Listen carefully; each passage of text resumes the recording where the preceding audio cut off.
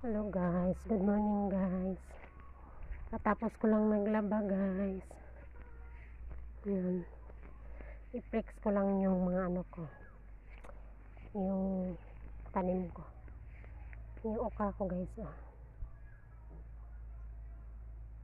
Yan.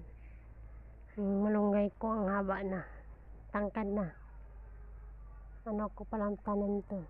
3 months ata. 3 months. Itong okra ko din. Yan yung tanim ko. Yan. Tapos, andito pa yung okra kong tanim. Dito sa may tabay.